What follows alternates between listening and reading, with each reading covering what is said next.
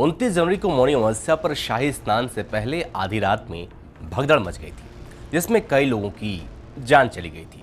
हादसे के 17 घंटे बाद उत्तर प्रदेश सरकार ने 30 लोगों की मौत की पुष्टि की और देश को बताया कि भगदड़ में 30 लोगों की मौत हुई है। इसके साथ ही ऐलान किया कि मृतकों के परिजनों को 25-25 लाख रुपए का मुआवजा दिया जाएगा। लेकिन अब जो बात और भी परेशान करने वाली है वो ये कि उत्तर प्रदेश सरकार ने मृतकों के परिजनों को अभी तक वो मुआवजा नहीं दिया है जो उसने वादा किया था। इलाहाबाद हाई कोर्ट ने इस देरी पर सरकार को कड़क फटकार लगाई है और कुछ सख्त सवाल उठाए हैं। महाकुंभ में कैसे मची भगदड़, आइए पहले जानते कि उस रात हुआ क्या था। देखिए, महाकुंभ में हर बार से इस बार बहुत भारी भीड़ थी, क्योंकि ऐसा महाकुंभ 144 सालों बाद आया था। 28 जनवरी को रात 10 बजे से स्नान के लिए श्रद्धालु संगम पर पहुंचने लगे।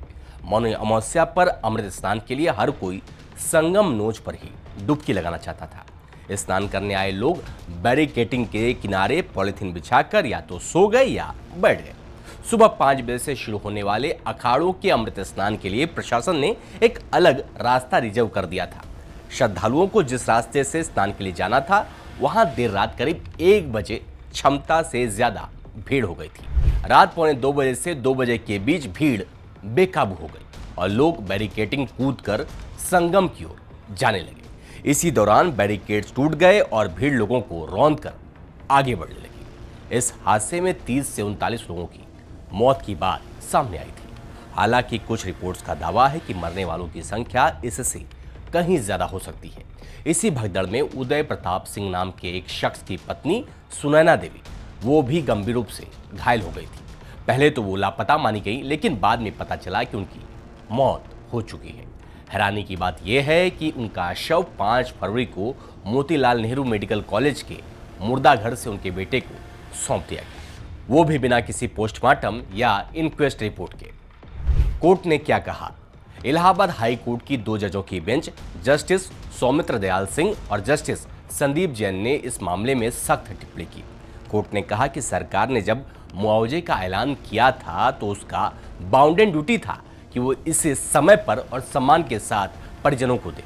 लेकिन 4 महीने बीत जाने के बाद भी उदय प्रताप सिंह को 1 पैसे का मुआवजा नहीं मिला है।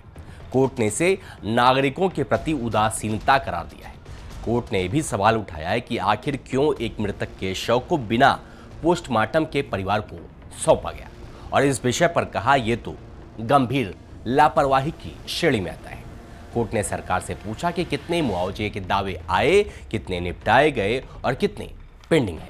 साथ ही प्रयागराज के मेडिकल इंस्टीट्यूशन को भी इस केस में शामिल किया गया और उनसे 28 जनवरी से लेकर महाकुंभ के अंत तक हुई सभी मौतों और मेडिकल हैंडलिंग की डिटेल मांगी गई है। कोर्ट ने साफ कहा कि सरकार नागरिकों की ट्रस्टी है और उसका फर्ज है कि वो न सिर्फ उनकी सुरक्षा करे, बल्कि ऐसी त्रासदियों में उनके परिवार को तुरंत मदद दे।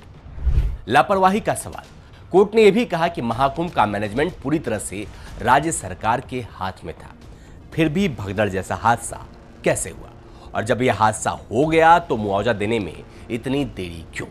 उदय प्रताप सिंह, जो बिहार के कैमूर जिले से हैं, उनको अपनी पत्नी का शव लेकर अपने जिले जाना पड़ा, जहां जाकर पोस्टमार्टम और इंक्वेस्ट रिपोर्ट तैयार हुई। कोर्ट ने इस बात पर भी नाराजगी जताई कि सरकार ने परिवार को यह भी नहीं बताया कि उनकी पत्नी को अस्पताल में कब और कैसे लाया गया। अगली सुनवाई 18 जुलाई। कोर्ट ने इस मामले की अगली सुनवाई 18 जुलाई को तय की है।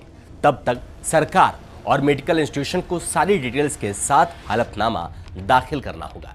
साथ ही एक जुडिशियल कमीशन, जिसके हेड रिटायर्ड जज हर्ष कुमार है, इस हादसे की जांच कर रहे हैं। कमीशन न सिर्फ हादसे की वजह बल्कि मौतों और प्रॉपर्टी के नुकसान की भी जांच करेगा। ये मामला सिर्फ मुआवजे का नहीं, बल्कि सरकार की जवाबदेही और नागरिकों के प्रति उसकी जिम्मेदारी का भी है। महाकुंभ जैसा पवित्र आयोजन जो आस्था का प्रतीक है, उसमें ऐसी लापरवाही किसी को मंजूर नहीं। इलाहाबाद हाई कोर्ट ने साफ कर दिया है कि सरकार को अपनी ड्यूटी निभानी होगी, और वो भी पूरी गरिमा के साथ। अब देखना यह होगा कि सरकार कितनी जल्दी इस पर एक्शन लेती है।